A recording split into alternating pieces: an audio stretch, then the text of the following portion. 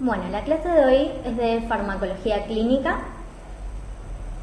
Lo que vamos a ver son un poco las pautas generales de lo que es la farmacología clínica, de cómo se hace un ensayo clínico, de lo que es la farmacovigilancia, que es algo que se ve poco en la carrera, así que es importante que se aproveche. Entonces vamos a hablar de definiciones, de lo que es la farmacología clínica, cómo se desarrolla un producto farmacéutico, cómo se hacen ensayos clínicos y, como les decía antes, la farmacovigilancia, ¿sí?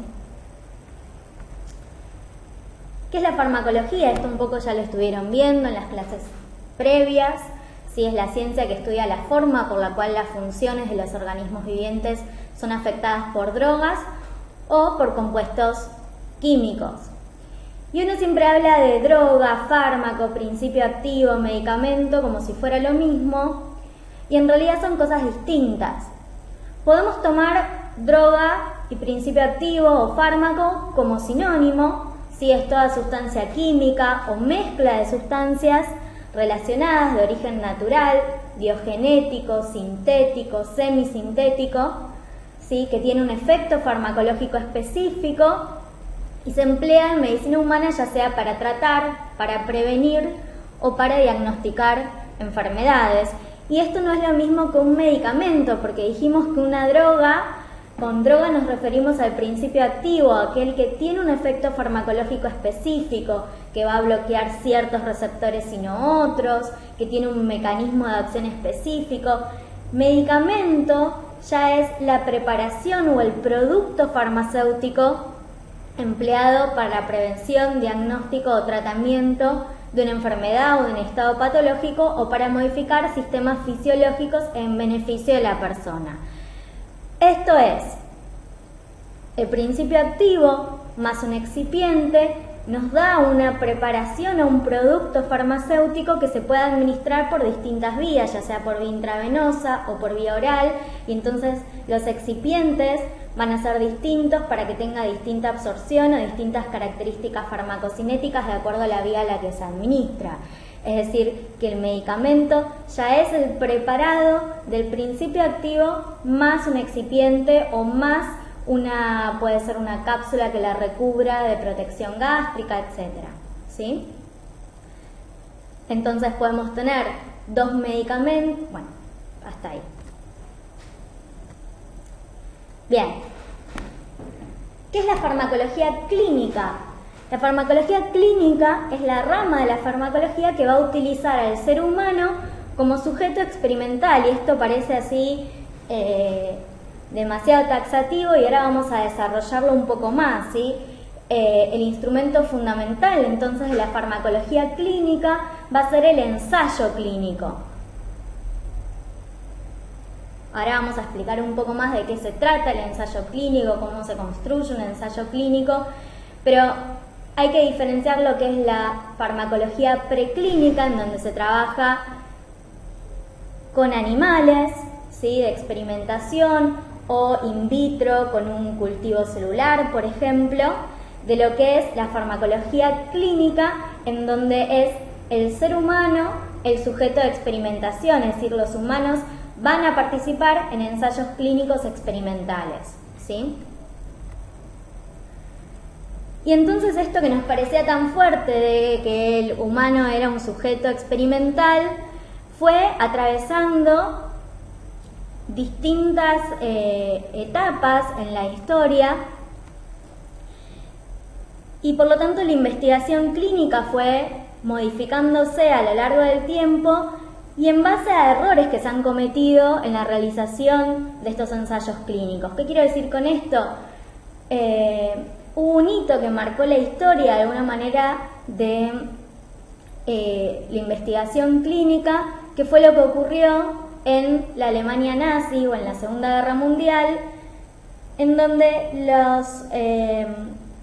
las personas que estaban en los campos de concentración se utilizaban para realizar sin ningún tipo de consentimiento experimentos, ¿sí?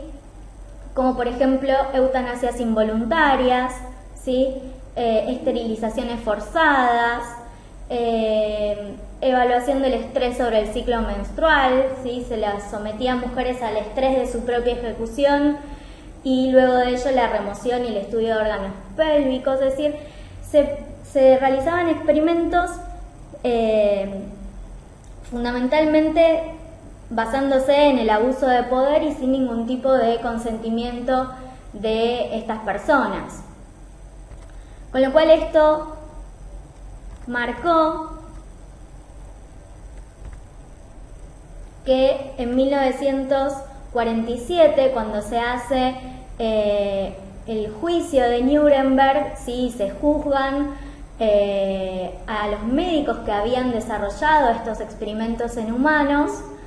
Se juzga a 23 de estos médicos, 16 resultan culpables, 7 de ellos sentenciados a muerte, y este juicio da lugar a que se desarrolle lo que se denominó el Código de Nuremberg.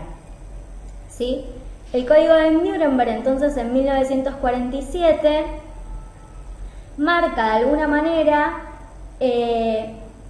ciertos principios bioéticos para la experimentación en humanos a raíz de lo que había ocurrido en la Alemania nazi, ¿sí? En 1964, la OMS adopta una versión de este Código de Nuremberg que se denomina Declaración de Helsinki, ¿sí? De la Asociación Médica Mundial, y esta Declaración de Helsinki va a ir teniendo sucesivas modificaciones en distintas juntas que se hacen para modificar justamente esta declaración. Esta Declaración de Helsinki es la base ética para la realización de ensayos clínicos. Y entonces lo que plantea la Declaración de Helsinki, basándose de alguna manera también en el Código de Nuremberg, es que los derechos de los individuos que participan en experimentaciones deben primar sobre los derechos de la sociedad, de futuros pacientes o de la ciencia. Asegura a cada paciente el mejor tratamiento disponible, diagnóstico o terapéutico. El paciente debe conocer los peligros a los que se verá expuesto y siempre, y esto es clave de la Declaración de Helsinki, introduce el concepto del consentimiento del paciente, de la necesidad de que ese paciente que conoce los riesgos de lo que se va a ver expuesto y que es protegido en sus derechos, debe dar consentimiento en los experimentos a los que se va a someter, ¿sí? Los alcances de esta declaración no se limitan a los estudios sobre pacientes, sino que además tiene un apartado para los estudios en individuos sanos, porque ahora vamos a ver que las distintas fases de la investigación clínica no solamente realizan experimentaciones o ensayos sobre pacientes, es decir, que tienen una patología, sino que también hay fases en donde se trabaja con individuos sanos. Ahora después lo vamos a desarrollar un poco más. Vuelvo un poquito para atrás, un poco en la historia. Otro de los hitos de alguna manera que marcaron la necesidad de regular la producción de medicamentos para el consumo humano y de mejorar o de regular un poco la forma en que se realizaban los ensayos clínicos y se sacaban a la venta o se comercializaban productos farmacéuticos, es lo que ocurre en 1930 en Estados Unidos. ¿Sí? La tragedia del dietilenglicol, mueren más de 100 personas, entre ellos niños, al consumir un jarabe que contenía un producto tóxico anticoagulante que era el etilenglicol. Y de alguna manera, otra de las grandes tragedias y que marcó también un hito en lo que es la investigación clínica es la tragedia de la talidomida en la década del 60 en Europa. La talidomida era un fármaco que se utilizaba en las embarazadas como antiemético y como sedante, y que se vio que ocasionaba malformaciones congénitas en los niños que habían nacido de madres que habían utilizado la talidomida durante la gestación, y lo que se veían eran amelias y focomielia, es decir, la falta de extremidades superiores e inferiores. Esto claramente, digamos, lo que uno veía es que por un lado había un aumento en la incidencia de los niños de estas focomielias, y uno no se sabía en un primer momento o en una primera instancia cuál era el origen o la causa de estas malformaciones, hasta que se llegó a ver que tenía que ver también con un aumento exponencial en el uso de la talidomida en Europa. Y algo que es importante señalar es que en Estados Unidos la FDA no llegó a aprobar la talidomida justamente porque decía que no había suficientes ensayos preclínicos, ahora lo vamos a ver mejor, no había suficientes ensayos preclínicos que permitieran, en realidad en su momento no se llamaban preclínicos, pero no había suficiente información sobre la seguridad de la talidomida que permitiera comercializarse, y por lo tanto en Estados Unidos no se llegó a comercializar la talidomida. Bien, en respuesta al desastre de la talidomida se origina en ese sentido la enmienda de Kefauver-Harris. Sí, es una enmienda a la Ley Federal de Alimentos, Medicamentos y Cosméticos de Estados Unidos, que estableció que era obligatorio para los fabricantes de medicamentos proporcionar pruebas respecto de la eficacia y de la seguridad de los productos antes de que fueran aprobados para la comercialización. Una de las cosas que pasó con la talidomida es que cuando se fue a buscar registros de información de la misma, se había visto que realmente era teratogénica en ratones y en animales, y que se había probado aún así. Bien, otra de las cosas que dice es que la publicidad del producto debería revelar información precisa sobre los posibles efectos secundarios, y prohibió que los medicamentos genéricos baratos se comercializaran como medicamentos de alto costo, presentados con nuevos nombres comerciales como si fuera un nuevo avance en la medicina, cuando en realidad era la copia de otro producto ya existente. Bien, otra de las cosas que plantea la Declaración de Helsinki en el 64, además de que toda investigación debe contar con el consentimiento informado del paciente, es que además debe contar con la evaluación y la aprobación de un comité de ética, que ahora lo vamos a ver un poco más adelante. En el 78, el informe Belmont plantea por primera vez los principios éticos y pautas para la protección de los seres humanos en la investigación, y plantea o digamos pone en palabras, en documentos, cuáles son los principales principios bioéticos en los cuales se debe basar todo ensayo clínico, que son los principios de respeto, beneficencia y justicia. Bien, y en el 96 surge lo que se llamó la Conferencia Internacional de Armonización, o también llamada ICH, ¿sí? Que estuvo conformada por Japón, los países de la Europa, en realidad la EMEA, que es la Federación Representante de Europa, y la FDA, que es la Agencia de Estados Unidos. Y básicamente lo que plantea la ICH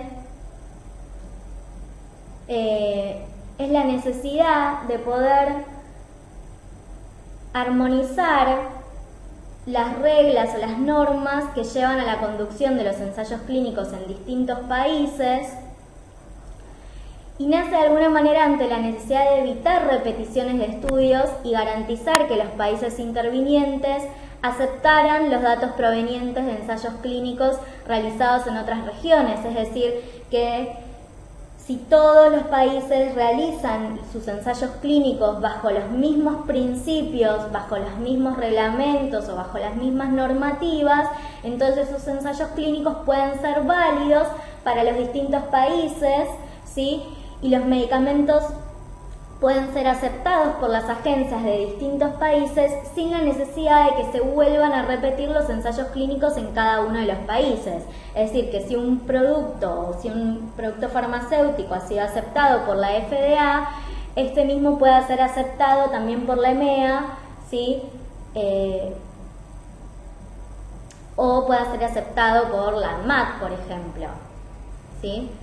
Entonces el objetivo es el de permitir, mediante la armonización, optimizar el proceso de desarrollo y registro de nuevos fármacos en las 3 regiones, posibilitando que este proceso sea más eficiente, más económico, reduce o evita la necesidad de duplicar las pruebas llevadas a cabo durante la investigación y desarrollo de nuevos fármacos, Recomienda maneras de lograr una mayor armonización en la interpretación y aplicación de las directrices técnicas y requisitos para obtener registros, ¿sí?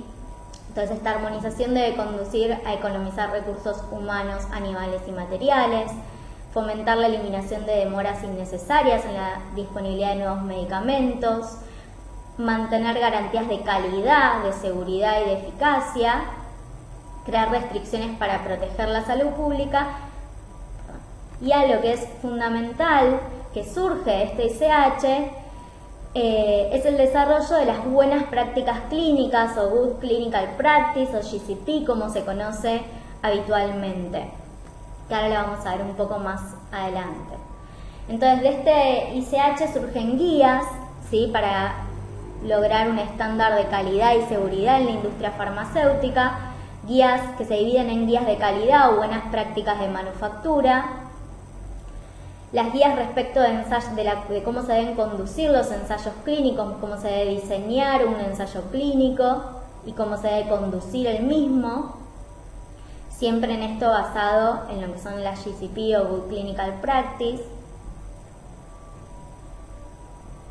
Y vamos a hablar un poquito de esto, ¿sí? Hoy en día, entonces, la ICH está constituida por las agencias regulatorias, ¿sí?, la EMEA, la FDA, la MHWJ, y hay más de 3 observadores que son la OMS, ¿sí?, Canadá y la FTA, y recientemente se ha incorporado como observadora Australia. Entonces, ¿qué son estas buenas prácticas de investigación clínica? Son un conjunto de requisitos de calidad internacionalmente reconocidos, científicos y éticos que deben observarse para el diseño, realización y registro y comunicación de los ensayos clínicos que van a involucrar entonces la participación de seres humanos. Y el cumplimiento de esta buena práctica garantiza, y esta es la clave, ¿sí?, los derechos, la seguridad y el bienestar de los sujetos que participan del ensayo, y garantizan que los resultados de los mismos sean creíbles, ¿sí? Bien, entonces yo les venía hablando siempre de las agencias regulatorias, ¿sí?, son las que van, entre otras cosas, a evaluar los protocolos, ¿sí?, de realización de ensayos clínicos, es decir, cómo se van a diseñar y a conducir los ensayos clínicos. Va a considerar siempre que esos protocolos hayan sido evaluados por un comité de ética, entonces que cumplan con los principios bioéticos de ensayos clínicos, que cumplan esos protocolos con las buenas prácticas clínicas, con las buenas prácticas de manufactura, un poco todo lo que veníamos viendo, que se garantice la seguridad del paciente.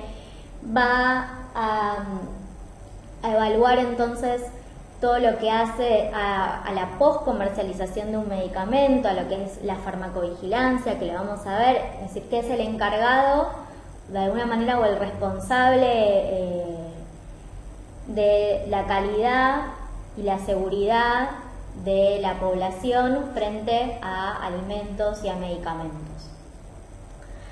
Entonces es la FDA, Food and Drug Administration en Estados Unidos, la EMEA en Europa, en Japón es la MHLW y acá en la Argentina es la ANMAT. ¿Sí?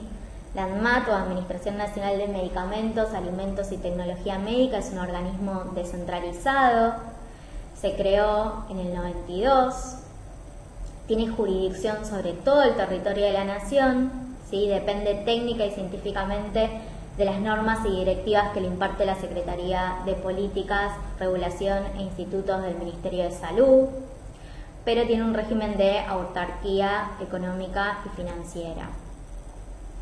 ¿Cuál es la función? Un poco como ya dijimos, la función es de realizar todas las acciones conducentes a lo que es el registro de medicamentos, ¿sí? Cómo se va a registrar un medicamento. Esto es, desde el momento en que se origina una nueva molécula, se hacen los distintos protocolos de investigación, las distintas fases de los ensayos clínicos hasta que finalmente se puede aprobar ese medicamento y registrarlo. Pero bueno, lo que hace a lo que es el registro, el control, la fiscalización y la vigilancia de la sanidad, la calidad de los productos, sustancias, elementos, procesos, tecnologías y materiales que se consumen o que se utilizan en medicina, ¿sí? Alimentación y cosmética. Es decir, no solo va a ser los productos farmacéuticos, sino también los alimentos, los cosméticos, distintas especialidades medicinales, distintos dispositivos médicos, y va a ser responsable de controlar las actividades y procesos que median o que están comprendidos en estas materias, ¿sí? Bien, la ANMAT origina o da lugar, crea disposiciones, ¿sí? Y estas disposiciones van a ser las que normaticen o reglamenten de alguna manera la forma de conducir ensayos clínicos en la Argentina. Es decir, que todos los ensayos clínicos que se conduzcan en la Argentina, ya sean ensayos multicéntricos, que ahora vamos a ver lo que son, y de las distintas fases que se desarrollen en la Argentina, tienen que regirse bajo la disposición 66-77 del año 2010, ¿sí?